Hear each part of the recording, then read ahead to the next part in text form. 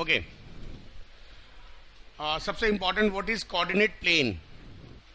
देखो यार, now to represent any point we need an assumed origin और assumed point. किसी पॉइंट के थ्रू हम किसी भी कोऑर्डिनेट की, किसी भी पॉइंट की डिस्टेंस या लोकेशन फाइंड करते हैं. This is known as coordinate plane. तो इसमें होता क्या है, एक Y axis, this is X axis and this is Y axis, right. जहां पर ये कट करते हैं, this point is known as origin, मूल बिंदु. And all points are considered with this origin. इसी के ओरिजिन से ही सारे पॉइंट कंसीडर किए जाते हैं. Now this x axis is horizontal axis, क्षैतिज अक्ष बोलते हैं इसको, and this is vertical axis. अच्छा, ये आप समझ गए. ये ओरिजिन को हम ओ से डिनोट करते हैं, and this is X axis, this is Y axis. Basic of coordinate geometry. आगे बढ़ते हैं. Okay, coordinate of a point. Let we have X axis and Y axis. This is X axis and this is Y axis. Now how to represent coordinate of axis? तो coordinate of axis में दो important चीज होती है. पहला बोला जाता है एब्सिसा और दूसरा होता है ऑर्डिनेट. अच्छा, हिंदी में बोलते हैं इसको भुज और कोटि. ठीक है. Abscissa is distance travelled on x axis and this coordinate is distance traveled on y axis. अच्छा, कैसे होता देखो, this direction through x axis is treated as positive and this direction through x axis is treated as negative. अच्छा, ये direction positive होती है और नीचे की डायरेक्शन नेगेटिव होती है. अच्छा, अब अगर हमारे पास एक पॉइंट है, let point is 2,3. It means जो पहला पॉइंट होता है, पहला पार्ट होता है, दिस इज एब्सिसा. ये शो करता है कि एक्स एक्सिस पर आप पॉजिटिव 2 डायरेक्शन चले, तो ये 1 और ये 2, और 3 शो करता है वाई एक्सिस पे पॉजिटिव 3. तो ये ऐसे चल के, this is the point A and it's coordinate denoted by 2,3. Right, ये नोट करो जल्दी से.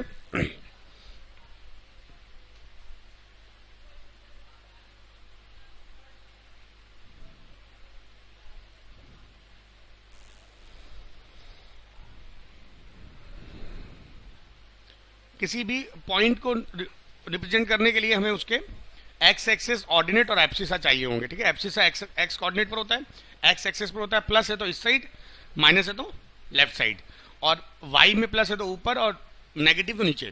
ठीक है. ये समझ मेरी बात, रब करूं. अच्छा, उसके बाद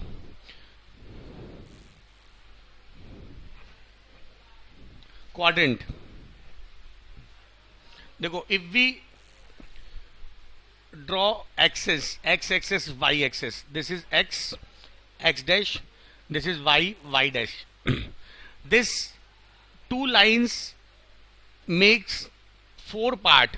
each part is known as quadrant. ठीक है, चतुर्थांश बोलते हैं इसको. Now this is first quadrant, this is second quadrant, this is third quadrant and this is fourth quadrant. अच्छा, यहां पर प्लस कॉमा प्लस, जो भी कोऑर्डिनेट होंगे उनके दोनों साइन पॉजिटिव होंगे. यहां पर क्या होगा, plus comma minus, sorry minus comma plus. यहां पर माइनस कॉमा माइनस, दोनों कोऑर्डिनेट माइनस माइनस होंगे. यहां पर प्लस माइनस. ये कोऑर्डिनेट सिस्टम होता है. इस तरह से आपके कोऑर्डिनेट रिप्रेजेंट किए जाते हैं, बिंदु के निर्देशांक जिसे बोलते हैं हिंदी में. ठीक है भाई, आगे बढ़े. बेसिक, बहुत बेसिक है, आगे बहुत अच्छा है. अच्छा, properties of coordinate of a point. तो 4-5 important property. Number 1, coordinate of origin. मूल बिंदु के कोऑर्डिनेट क्या होते हैं, 0,0. मूल बिंदु जो होता है उसके कोऑर्डिनेट क्या होंगे, 0,0. ये दिस इज ओरिजिन ओ, इसके कोऑर्डिनेट होते हैं 0,0. मतलब यहां से स्टार्टिंग पॉइंट होता है. यहां से एज्यूम करते हैं कि ये बिंदु से हम स्टार्ट कर रहे हैं चीजों को. Second, all points on x axis has Y coordinate 0। इसका मतलब एक्स एक्सेस पे कोई भी पॉइंट हो उसका वाई कोऑर्डिनेट, जैसे 3,0 हो गया, इधर लेते हैं -2,0। एक्स एक्सेस पे कोई भी पॉइंट होगा उसका एक्स कोऑर्डिनेट क्या, वाई कोऑर्डिनेट क्या होगा, 0 होगा। ठीक है भाई, एक्स एक्सेस पर। अच्छा, third point, all points on Y axis has X coordinate 0। मतलब वाई एक्सेस पे कोई पॉइंट हो, माना ये पॉइंट है 0,4, नीचे पॉइंट ले लेते हैं 0,-3, राइट। तो एक्स एक्सेस पर वाई 0 होता है, वाई एक्सेस पर एक्स 0 होता है। ये बेसिक है, आपको अभी आगे जरूरत पड़ेगी इन चीजों की। आगे बढ़े, ये प्रॉपर्टी हो गई और coordinate of A point.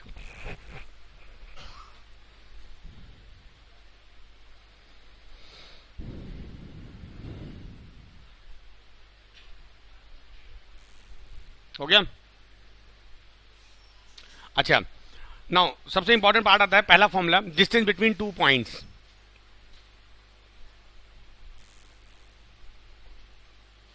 This is X axis and this is y axis. Let we have a point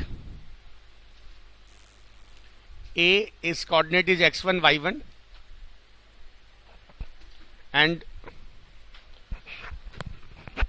another point B, its coordinate is x2 y2. अच्छा, अब देखो होगा क्या। यहां पर अगर मैं लाइन ड्रॉ करता हूं, ये ओरिजिन हो गया, ये लेंथ कितनी होगी बोलो, x1, क्योंकि ये देख रहे हो ए के कोऑर्डिनेट पर बेस्ड है, ए का कोऑर्डिनेट x1 y1 है, तो x एक्सिस पर डिस्टेंस x1 हो गई, और ये डिस्टेंस कितनी होगी y1। ठीक है भाई, ये तो सिखाया मैंने आपको।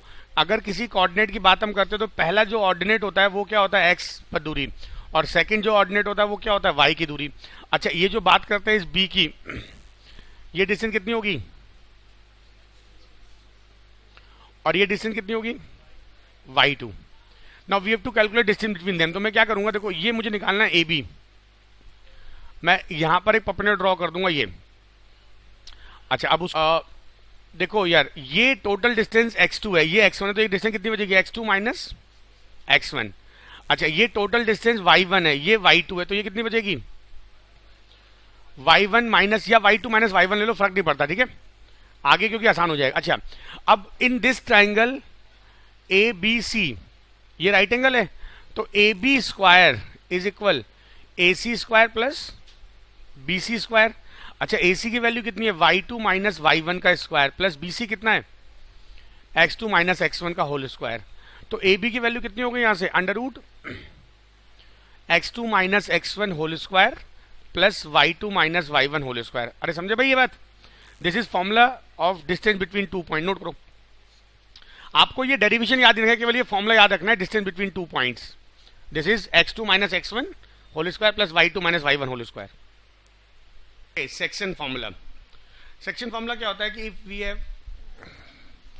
2 points A x1 y1 and another point B x2 y2, then let there is a point C which divide this line in the ratio mn internally, मतलब ये पॉइंट ए बी के अंदर कहीं है, तो this is known as internal bisection. Let the coordinate of this be x, y। अब हम क्या करेंगे, now value of x it would be, देखो m इससे मल्टीप्लाई होगा m x2 प्लस n इससे मल्टीप्लाई होगा, x के लिए बात कर रहे हैं हम, n x1 upon m plus n।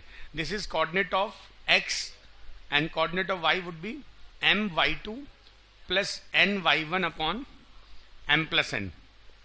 ये आना नहीं, लेकिन आपको याद होना चाहिए, आना चाहिए ये। अच्छा, ये तो हो गया इंटरनल बाइसेक्शन। और अगर एक्सटर्नल की बात करते हैं तो इसका डायग्राम में कुछ ऐसा होगा, देखो भाई, आपके पास एक लाइन होगी, मान लेते हैं ए बी है, x1 y1 और b कोऑर्डिनेट है x2 y2। There is a point is on the extension of A B, माना ये c पॉइंट है x, y। Now this C divides AB in the ratio m and this is n. So coordinate of x is equal m x2 minus n x1 upon m minus n, और y क्या होगा m y2 minus n y1 upon, this is what external bisector के लिए होता है.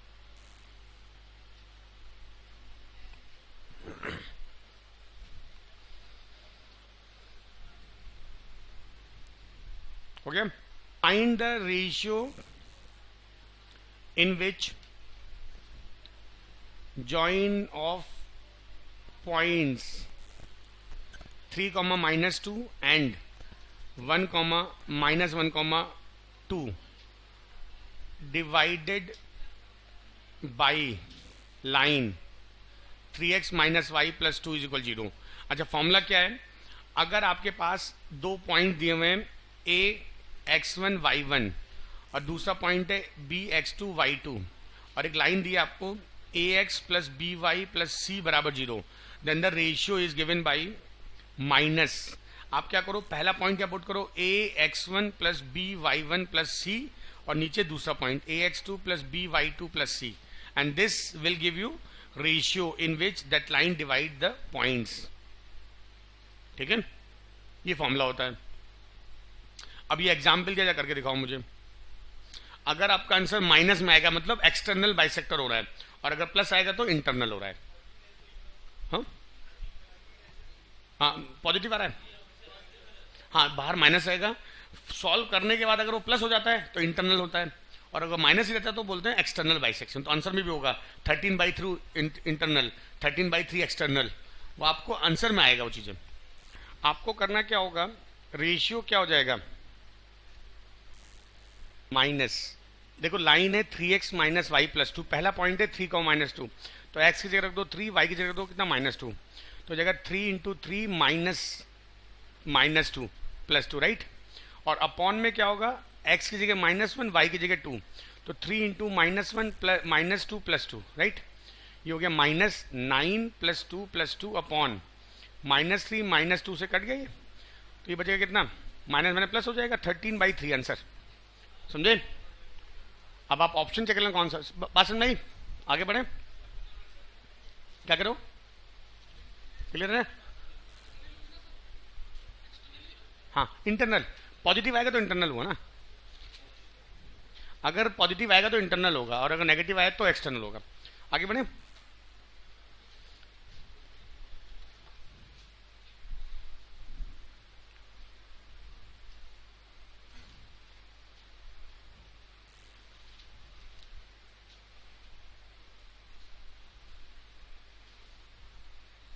Okay, इसके बाद आता है मिड पॉइंट फॉर्मूला, और ये बहुत काम का फॉर्मूला है. देखो, आपके पास दो पॉइंट हैं a x1 y1 और b x2 y2. If we have to calculate its mid point c, तो मिड पॉइंट का डायरेक्ट फॉर्मूला होता है that is x1 plus x2 by 2 comma y1 plus y2 by 2. This is formula for mid point. इसका बहुत use होगा आगे.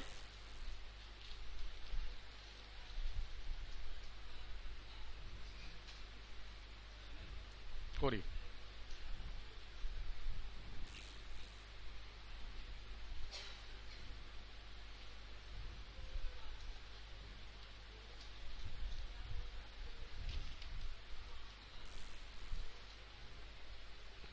हो गया. अच्छा, सेंट्रॉइड ऑफ ट्राइंगल, इसको बोलते हैं केंद्रक. It is the intersection point of what, median. Centroid होता है intersection point of median. If we have x1 y1 first coordinate, x2 y2 second coordinate, and x3 y3 third coordinate, then centroid is denoted by g and its coordinate is x1 plus x2 plus x3 by 3 comma y1 plus y2 plus y3 by 3.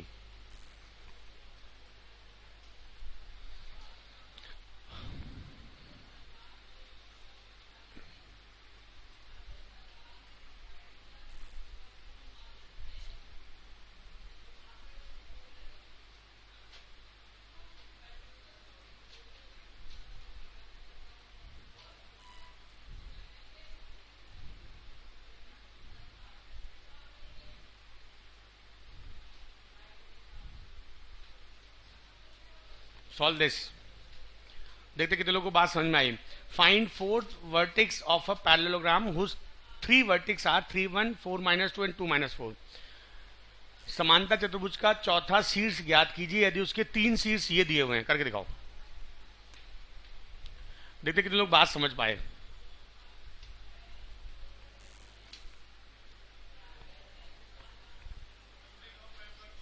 हाँ, okay, एक answer आ गया 3, -5 upon, okay.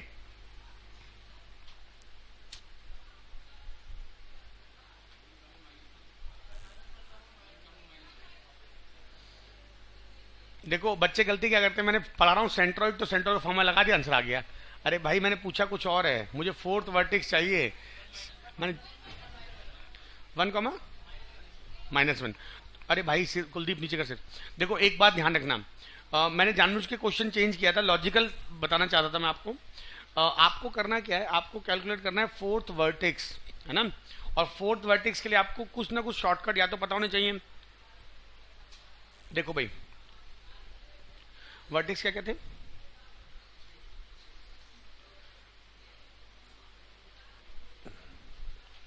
ABCD। Vertex बोलो,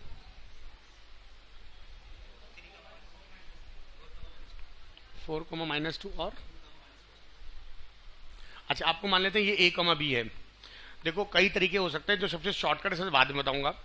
तरीका ये हो सकता है कि पैरेललोग्राम की प्रॉपर्टी यूज करते हैं हम, distance between distance of opposite side equal. या तो आप इसकी ये डिस्टेंस निकाल लो, ये निकाल लो, इनको इक्वल कर दो, इक्वेशन बनेगी, कर दो ये डिस्टेंस के बराबर कर दो, आंसर आ जाएगा। शाम तक करते रहना, है ना। अब शॉर्टकट इसकी एक प्रॉपर्टी और होती है, डायगोनल बाइसेक्ट ईच अदर। ये बहुत इंपॉर्टेंट प्रॉपर्टी, और वन लाइनर क्वेश्चन हो जाएगा। मतलब कि अगर मैं ये डायगोनल ज्वाइन करता हूं और ये डायगोनल ज्वाइन करता हूं, इनके मिड पॉइंट बराबर होंगे, मतलब एक ही पॉइंट पर होंगे। तो देखो मैं क्या लिखूंगा, मिड पॉइंट। अब अच्छा एग्जाम में करना हो तो बहुत 2 लाइन में होगा, मैं तो आपको समझा रहा हूं इसलिए लंबा जा रहा है। मिड पॉइंट ऑफ AC बराबर मिड पॉइंट ऑफ BD, बोलो ये तो होगा। इसका जो मिड पॉइंट होगा, देखो प्रॉपर्टी होती है पैरेललोग्राम की कि डायगोनल बाइसेक्ट ईच अदर, चाहे वो पैरेललोग्राम हो, चाहे रोम्बस हो, चाहे स्क्वायर हो, चाहे रेक्टेंगल हो। तो अगर रेक्टेंगल आ जाए तो भी यही करना है, समझे। अगर आपको चौथा वर्टेक्स पूछा जाता है एग्जाम में, तो आप क्या करोगे, mid point of AC, mid point का फॉर्मूला क्या बताया था, x1 + x2/2, 3 + 2/2। अरे समझे भाई, इसका x1 ये है, AC की बात कर रहे हैं, x2 ये है। अच्छा कॉमा 1 - 4/2। अरे समझे भाई, उसके बाद इक्वल 4 + A/2, B - 2/2। अब जब आप थोड़ा प्रैक्टिस सीधे सीधे आना है, आपको ये सब कुछ नहीं करना है एग्जाम में, ठीक है। आपको पता होना चाहिए कि पैरेललोग्राम के मिड पॉइंट इक्वल होते हैं, तो सीधे सीधे आप क्या करोगे, 3 + 2/2 बराबर A + 4, मतलब और 2 2 कट जाएगा इसका, मतलब ये पार्ट इसके बराबर करना है और ये पार्ट इसके बराबर करना है, ये तो करना होगा। तो सीधे आप करो 3 + 2 बराबर 4 + A, तो A कितना हो गया 1। अरे समझे भाई। और उसी तरह से -3/2 = B - 2/2, ये कैंसिल हो गया, B बराबर -1, तो कोऑर्डिनेट हो गया 1, -1। समझे भाई, जितना मैंने ब्लू से लिखा करना है, ये लॉजिकल आपको समझना पड़ेगा, पूरा कभी डायग्राम नहीं बनाना है। ऑर्डर ध्यान रखना, ABCD, D निकालना है, DC का जो मिड पॉइंट होगा वही AC का मिड पॉइंट होगा, AB का, सॉरी AC का। समझे बात, नोट कर लो। और ये क्वेश्चन आ सकता है, फोर्थ वर्टेक्स की कैलकुलेशन करना, मिड पॉइंट इक्वेट करते हैं, और ये केवल पैरेललोग्राम, रेक्टेंगल, रोम्बस और स्क्वायर में होता है। अगर क्वाड्रिलेटरल आएगा तो नहीं हो पाएगा, ध्यान रखना इस बात को।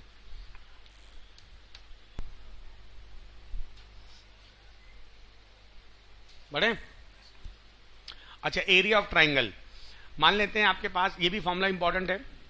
We have a triangle with vertex A x1 y1, B x2 y2 and C x3 y3, then its area is given by formula half x1 y2 minus y3 plus x2 y3 minus y1 plus x3 y1 minus y2। ठीक है, ये हो गया formula for area. लेकिन exam में ये formula हम use नहीं करेंगे। आप सीखो इसका शॉर्टकट, को एरिया निकालने को आ जाए। मान लेते हैं आपको एक ट्राइंगल के कोऑर्डिनेट दिए 2, 3, बी दिया है 1, -2 एंड सी दिया है 4, 1, और आपसे पूछा find area of this triangle. अब आप ये फॉर्मूला नहीं लगाओगे, आप करोगे क्या, ध्यान देना। इसमें आप पहला पॉइंट लिखो 2,3, दूसरा पॉइंट लिखो 1 - 2, ऑर्डर में लिखना, पहले ए लिखा जो कि 2,3 है, फिर बी लिखो। अरे नोट ना को सुनो यार, ये शॉर्टकट समझने की बात है, बहुत आसान सी बात है। आपने क्या करना है, सारे पॉइंट लिख देने वर्टिकली फॉर्म में, ए फिर बी फिर सी, और पहला पॉइंट रिपीट कर दो नीचे, तो इसका एरिया होगा। इसके बाद देखो आप लिखो हाफ, ये इससे गुणा करो कितना होगा -4, ये इससे गुणा करो कितना होगा, और ये इससे गुणा करो, फिर लगाओ माइनस। देखो पहले इधर की गुणा कर ले, फिर अब ये गुणा करो, माइनस लगा के ब्रैकेट लगाओ, 3 -8 और 2, बस ये आंसर हो गया आपका, ये हो गया हाफ। देखो 12 1 13 -4 9, माइनस 8 - 3 हो गया कितना -3, अरे समझे भाई, ये हो गया हाफ। 9 + 3 ये हो गया 12/2, आंसर इज 6। और अगर आपका यहाँ पर एरिया नेगेटिव आ जाता है तो उसको आप पॉजिटिव लिख दोगे, because area can not be negative. अरे समझे बात, ये क्वेश्चन आता है एग्जाम में, इस पर एक और हायर कंडीशन बताऊंगा आगे, इसको नोट कर लो। एरिया के बहुत क्वेश्चन आते हैं एग्जाम में, एरिया ऑफ ट्राइंगल निकालना, एक्सेस पर इंटरसेक्शन के एरिया निकालना, उसको बताऊंगा। ये बेसिक फॉर्मूला ऑफ एरिया, क्या क्या आ सकता है, कैसे कैसे क्वेश्चन बन सकते हैं, अब कर रहा हूं इसको। देखो टाइप 1 क्वेश्चन आएगा, find area of triangle made by joining mid point of the triangle, midpoint of sides of the triangle A 4,1, B 3,-1 and C 2,2। अब क्वेश्चन ये कह रहा है, देखो अगर पूछता केवल एरिया बताओ तो आप क्या करते, देखो आसान सी बात थी। अब ABC है ना, अब आपको अगर इसका एरिया पूछता ABC का तो आप क्या करते, फॉर्मूला लगाते, लेकिन यहां बोला है इसके मिड पॉइंट को ज्वाइन करने से बने ट्राइंगल का एरिया। तो दो तरीके हैं, शॉर्टकट समझना। पहले तो आप मान लेते हैं ये EFG है, ठीक है भाई, आपको E का कोऑर्डिनेट निकलाएंगे क्योंकि मिड पॉइंट फॉर्मूला पता है आप लोगों को। आप A और B का कोऑर्डिनेट दिया है आपको, E आ जाएगा, A और C दिया F आ जाएगा, और B और C दिया G आ जाएगा, फिर वही फॉर्मूला लगा दे। लेकिन एक शॉर्टकट है, ज्योमेट्री में थ्योरम होती है कि if we join mid point of a triangle then this area is 1/4 of total area. तो आपको पूरा करने की जरूरत ही नहीं है, आप क्या, और ये क्वेश्चन आया हुआ है 4 1 3 -1 2 2 और 4 1 रिपीट कर दो, पहला पॉइंट रिपीट कर देते हैं।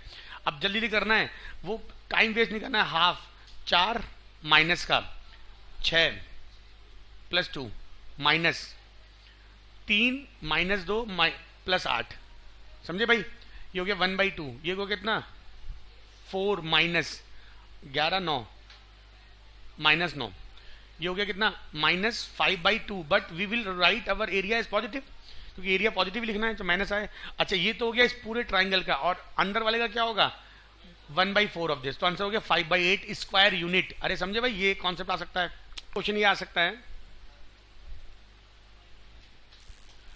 एरिया ऑफ पॉलीगन मान लेते हैं, find area of quadrilateral with coordinate. A दिया हुआ है आपको 4,2, बी दिया हुआ है -1,3, सी दिया हुआ है 2,2 एंड डी दिया हुआ है 1,5। बोलेगा एरिया बताओ, तो कुछ नहीं करना, सुनो जरा, बहुत सिंपल सी बात है। 4,2 लिखो, -1,3 लिखो, 2,2 लिखो और 1,5 लिखो, और पहला वाला रिपीट कर दो। कुलदीप थोड़ा सीधा था, एरिया इज इक्वल हाफ। समझो क्या कर रहा हूं, वही लॉजिक है। 12 -2 10। अरे भाई लोगों को समझ में आया, फिर रिपीट कर दो ऐसे, -2 +6 +2 +20। अरे समझे, सॉल्व करो, आंसर आ जाएगा।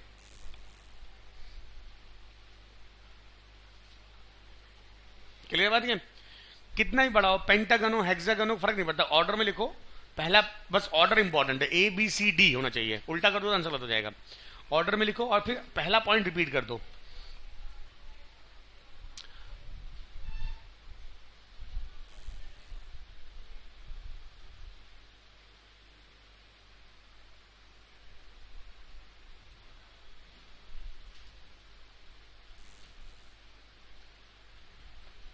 हो गया। अब एक मोस्ट इंपॉर्टेंट क्वेश्चन करा रहा हूँ, एग्जाम में आना ही आना है, ये नोट कर लो, लिखो area of triangle for collinear point, area of triangle for collinear point is 0। संरेखीय बिंदुओं से बने त्रिभुज का एरिया 0 होता है।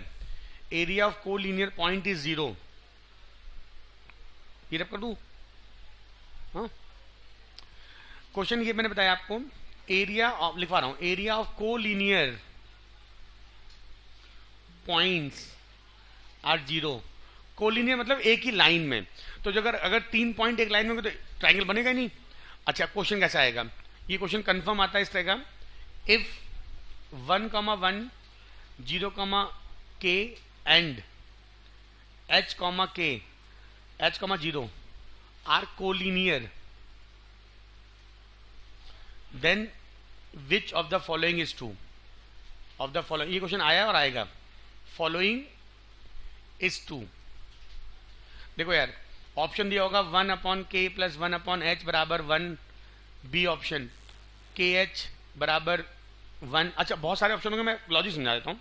अगर आपको बोला है कि ये 3 पॉइंट कोलिनियर हैं, तो आपको करना क्या है? अच्छा, स्टार्टिंग कहीं से कर लो, आसान ये रहेगा कि 1 से मैंने स्टार्ट करने थोड़ा लंबा हो जाएगा, मैं 0, k से स्टार्ट कर रहा हूँ, क्योंकि 0 आ रहा है ना, डबल हो जाएगा 0।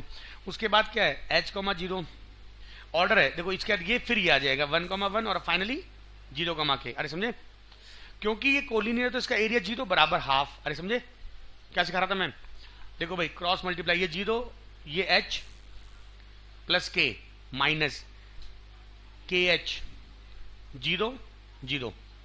अरे समझे, ये हो गया h प्लस k बराबर माइनस kh बराबर 0, तो h प्लस k बराबर kh, तो kh नीचे लिया, 1 बराबर 1/k + 1/h। एक क्वेश्चन तैयार आप लोगों का। अरे समझे भाई, ए ऑप्शन हो गया।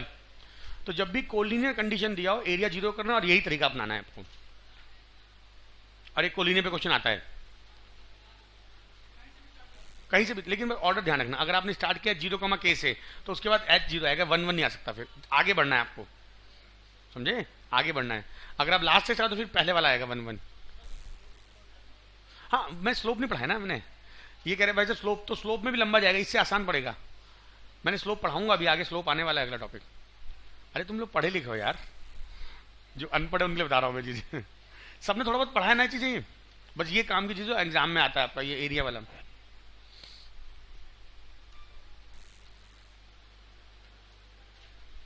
हो गया?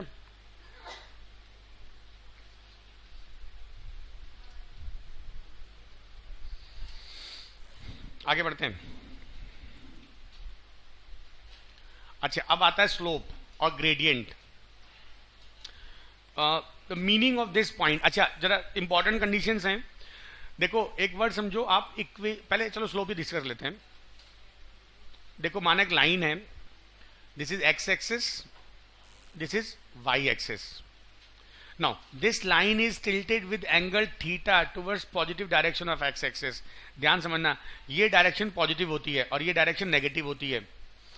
तो if a line makes angle theta with the positive direction of X axis, then slope, slope का मीनिंग क्या होता है? झुका हुआ, झुकाव। तो ये स्लोप होता है, ये लाइन कितना झुकी है, tan theta is the slope. और बहुत इंपॉर्टेंट है, tan का जो डेरिवेशन हुआ इसी कॉन्सेप्ट से हुआ है, जो टेंजेंट आया ना, ये इसी लाइन से आया, इसी पार्ट से आया है, कोऑर्डिनेट ज्योमेट्री से टेंजेंट आया था। तो tan is what, if we take tan of angle which a line makes with x axis, this is known as slope and denoted by m। ये तो हो गया पहला फॉर्मूला। अगर आपको पॉइंट दिए तो स्लोप निकाल लोगे। Second formula, 2 point form. अगर किसी लाइन पर एंगल नहीं दिया, आपको 2 पॉइंट दिए, ए पॉइंट दिया x1 y1 और बी पॉइंट दिया है x2 y2, then it slope is given by y2 minus y1 upon, this is formula for slope. 2 फॉर्मूले हैं, जो आपको दिया उसके हिसाब से मैनेज करोगे आप। और स्लोप बहुत इंपॉर्टेंट होता है, क्योंकि पोजीशन स्लोप से मिलती है। जैसे आपके घर में आपका मकान नंबर आपका स्लोप है, समझ लो एक आइडेंटिटी है, किसी भी लाइन की आइडेंटिटी होती है स्लोप, ठीक है? ये नोट हो गया। अब स्लोप पे कुछ प्रॉपर्टीज रब करूं इसको।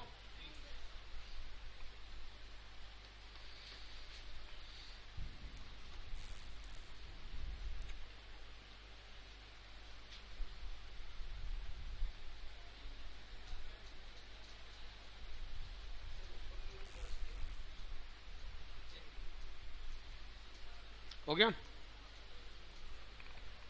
अच्छा देखो, अगर आपके पास दो लाइन दी है, एक का स्लोप है m1, एक का स्लोप है m2, तो इनके बीच में एंगल, फॉर्मूला होता है टेन थीटा, अगर ये एंगल थीटा है, is equal m1 minus m2 upon 1 plus m1 m2, और इसको लेते हैं पॉजिटिव। पॉजिटिव लेंगे तो एक्यूट एंगल आएगा, नेगेटिव ले लोगे तो ऑब्ट्यूस एंगल आएगा, क्योंकि जब दो लाइन इंटरसेक्ट करते हैं तो सेम टाइम में वो एक्यूट भी बनाती है, ऑब्ट्यूस भी बनाती है। तो अगर आपको एक्यूट एंगल पूछा गया तो आप क्या करोगे, वहां पर पॉजिटिव लोगे, ये जो वैल्यू आएगी यहाँ पर m1 माना छोटा है, m2 बड़ा है, तो आपको पॉजिटिव लोगे तो एक्यूट एंगल आ जाएगा, और अगर नेगेटिव लोगे तो ऑब्ट्यूस एंगल आ जाएगा। अच्छा केस 1, और ये बहुत इंपॉर्टेंट है, if two lines are parallel, अगर दो लाइन पैरेलल हैं तो उस केस में थीटा 0 हो जाएगा। बोलो, अगर दो लाइन पैरेलल ऐसे हैं तो उनमें एंगल होगा नहीं कुछ, तो टेन 0 कितना होता है 0, उस केस में अगर मैं 0 पुट करूंगा तो m1 माइनस m2 कितना आ जाएगा 0। बस काम की ये कंडीशन थी, अगर दो लाइन पैरेलल हैं तो उनके स्लोप बराबर होंगे, और बहुत आसान सी बात है, देखो यार ऐसे ऐसे हैं, अगर दो लाइन पैरेलल हैं तो ये एंगल बराबर होंगे, करस्पॉन्डिंग एंगल बोलते हैं, और अगर एंगल इनके बराबर हो तो टेन थीटा बराबर हो जाएगा, मतलब स्लोप बराबर। तो इंपॉर्टेंट कंडीशन है, if two lines are parallel their slope are equal. Note करो।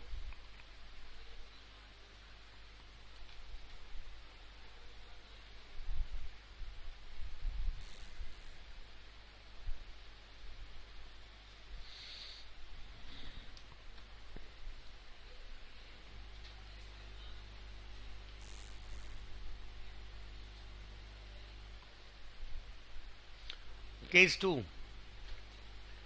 if two lines are perpendicular, देखो यार थीटा बराबर 90 डिग्री, अगर परपेंडिकुलर ऐसे लाइन हो जाए ये 90 डिग्री हो जाएगा, और 10 90 कितना होता है इन्फिनिटी बराबर समथिंग अपॉन 0, यही तो होगा, और अपॉन 0 मतलब नीचे वाली वैल्यू 0 होनी चाहिए, तभी तो एंगल इन्फिनिटी बन पाएगा। इस मीन्स 1 प्लस m1 m2 बराबर 0 गिव्स यू m1 m2 बराबर, बस ये दो कंडीशन बहुत इंपॉर्टेंट हैं। अगर दो लाइन परपेंडिकुलर है तो उनके स्लोप का प्रोडक्ट -1 होगा, और अगर पैरेलल है तो स्लोप इक्वल होंगे। नोट करो।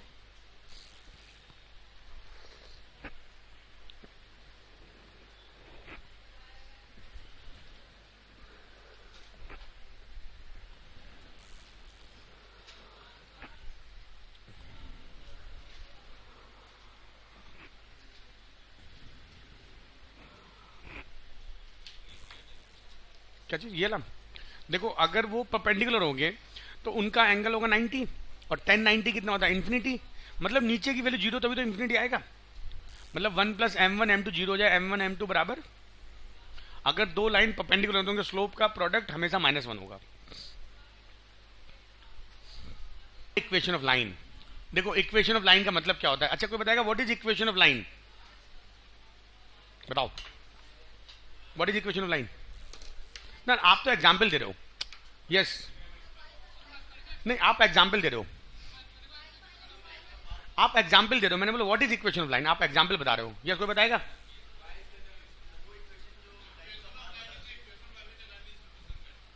अच्छा एक चीज, अगर मैंने माना दिल्ली में किसी को कुछ सामान भेजना है, मैंने एड्रेस लिखा मिस्टर एक्स, नई गली दिल्ली, क्या पहुंच पाएगा, पहुंच पाएगा, नहीं पहुंच पाएगा।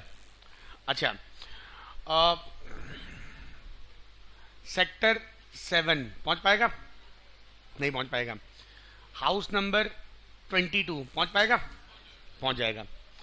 जिस तरह से किसी भी एक पर्सन का एड्रेस होता है, उस घर में रहने वाले होगा, उसी तरह से equation of line is address of all point which lie on that line. Actually होता क्या है, इक्वेशन लाइन का मतलब होता है कि उस लाइन पर लाई करने में कितने पॉइंट हैं, उनका इक्वेशन, उनका समीकरण, उनका घर, उनका एड्रेस। समझो एक बात, मैं कहता हूं 3y + 1, जैसे माना आपको मिस्टर एक्स को ढूंढना है तो आप क्या करोगे, इस एड्रेस जाके घंटी बजाओगे, है ना, कि भाई मिस्टर एक्स है या नहीं है, यही तो होगा। तो मैं बोलता हूं 3y + 1 बराबर x। अब मैं बोलूंगा बताओ कि 1,1 इस पे लाई करते नहीं करते, तो आप क्या करोगे, घंटी बजाओगे, मतलब x की जगह 1 रखोगे, y की जगह 1 रखोगे। अगर ये सेटिस्फाई होती है तो यस, नहीं तो इस घर में नहीं रहता वो। समझ में आया बात। Equation of line is the address of all point which satisfy the equation of line या विच लाई ऑन द लाइन। समझ में आई बात। अब इसको निकालने की कई कंडीशंस होती है, जैसे आपको मैंने बोला एड्रेस के लिए आपने कहा कि भाई सेक्टर दिया हो, मोहल्ला दिया हो, नहीं निकाल सकते, या तो बहुत ढूंढना पड़ेगा। तो उसी तरह से इक्वेशन ऑफ लाइन निकालने की भी कुछ कंडीशंस होती हैं। अच्छा, सबसे इंपॉर्टेंट कंडीशन होती है स्लोप। देखो जैसे मैं मानता हूं कपूरथला के जितने भी घर हैं सबका एक कॉमन है कपूरथला, लेकिन अगर आपको पर्टिकुलर पर्सन चाहिए तो देखो जैसे मैंने स्लोप मान लिया मैंने, अब एक लाइन है ये 5 लाइन बनाई मैंने। मैं आपको आज बेसिक आइडिया दे रहा हूँ इक्वेशन लाइन होता क्या है, परसों बताऊंगा टॉपिक क्या है। तो इनके सबके स्लोप इक्वल है ना। इनमें क्या क्या अलग है, देखो कुछ चीजें हैं, इसमें एक y इंटरसेप्ट है, इधर एक y इंटरसेप्ट है, देख रहे हो, इसका y इंटरसेप्ट अलग है, सबके y इंटरसेप्ट अलग है। तो इक्वेशन ऑफ लाइन की सबसे पहली कंडीशन आती है स्लोप। दो कंडीशन चाहिए, बांटो, स्लोप एंड इंटरसेप्ट फॉर्म। पहली कंडीशन, इंटरसेप्ट होता है y या x एक्सेस पे काटा गया अंतःखंड। तो पहला कॉन्सेप्ट y इंटरसेप्ट, इसको ऐसे बोल सकते हो मकान नंबर और मोहल्ला, आप एड्रेस ढूंढ लोगे। तो अगर किसी लाइन का स्लोप दिया है और y इंटरसेप्ट दिया है तो आप डिस्टिंग्विश कर सकते हो। अगर इनके देखो इसका इंटरसेप्ट है -2, इसका -4, इसका इंटरसेप्ट है 4 और इसका इंटरसेप्ट है 6, तो सब में अगर स्लोप कॉमन भी है तो क्या डिफरेंट है स्लोप, एड्रेस मिल जाएगा ना, एग्जैक्ट कंडीशन आ जाएगी। तो इसका फॉर्मूला होता है y = mx + c, where m is slope and y intercept is c। समझे, कंडीशन होती है, क्या कंडीशन दी है उसके हिसाब से आप इक्वेशन ऑफ लाइन निकालोगे। हाँ हाँ, यहां पर इस फॉर्म में y इंटरसेप्ट आता है, ठीक है ना। इंटरसेप्ट का मतलब होता है कि y पर वैसे इंटरसेप्ट मतलब कुछ और होता है, लेकिन यहां पर इस फॉर्मूले में y इंटरसेप्ट यूज होता है, ठीक है। तो y intercept is required and slope is required to give first condition of equation of line. मैं यहां से दोबारा बताऊंगा, ठीक है ना, टॉपिक यहीं से शुरू करेंगे अगली क्लास में। मैं बता देना इक्वेशन लाइन होती क्या, सारी बता दूंगा कंडीशन, परसों यहां से और आराम से स्टार्ट करेंगे। अच्छा भाई, दोबारा लिखवा रहा हूं, ध्यान देना। तो इक्वेशन ऑफ लाइन के टोटल 7 कंडीशन। नंबर 1, देखो भाई, line parallel to x axis, पहली कंडीशन। अगर किसी क्वेश्चन में ये x एक्सेस दिया हुआ है, ये y एक्सेस दिया हुआ है, then a line which is parallel to x axis, ये ले लें हम। तो देखो एक बहुत इंपॉर्टेंट बात, इस लाइन में जो भी पॉइंट होंगे वो x से बराबर दूरी पर होंगे। मान लेते हैं दूरी a, समझे भाई। अगर कोई लाइन x के पैरेलल तो इसकी इक्वेशन होगी y = a हमेशा। एक क्वेश्चन आया था एग्जाम में, which of the following represent a line parallel to x axis. अगर कोई लाइन x के पैरेलल है तो उसकी इक्वेशन में हमेशा y होगा, x नहीं होगा, ध्यान रखना, ठीक है। अगर कोई लाइन x के पैरेलल तो उसमें y बराबर समथिंग होगा। जैसे क्वेश्चन लिखा होगा y = 2 या y + 1 = 0, ये सब लाइन क्या है, पैरेलल टू x एक्सेस। जिसमें केवल y हो वो क्या होगा, parallel to x axis. Second condition, line parallel to y axis. इसमें क्या होता है, माने एक लाइन दी हुई है x एक्सेस है, ये y एक्सेस है, और एक लाइन है जो कि y के पैरेलल है, दिस लाइन, और ये लेंथ है a। तो इसकी इक्वेशन क्या होगी, x = a। तो उल्टा होता है, इसमें y के पैरेलल में x होता है और x के पैरेलल में y होता है। क्वेश्चन आता है विच ऑफ द फॉलोइंग रिप्रेजेंट। अच्छा, अब क्वेश्चन एग्जाम में कैसे कैसे बन सकते हैं, चलो पहले पूरा कराता हूं फिर बताऊंगा, नोट हो गए।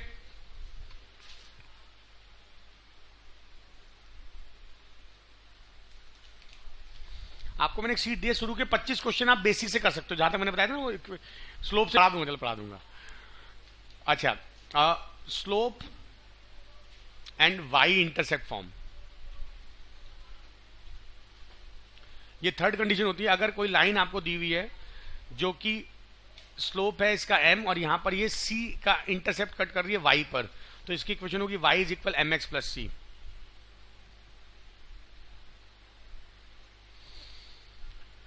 फोर्थ, मैं इनको आगे डिटेल में एक्सप्लेन करूंगा नेक्स्ट क्लास में। इंटरसेप्ट फॉर्म सबसे इंपॉर्टेंट फॉर्म ये होती है, बहुत क्वेश्चन आते हैं इससे। देखो भाई, माने एक लाइन है, इसका x एक्सेस पर इंटरसेप्ट a है, y एक्सेस पर इंटरसेप्ट b है, तो इसकी इक्वेशन होगी x/a + y/b = 1, और ये बहुत काम की इक्वेशन होती है।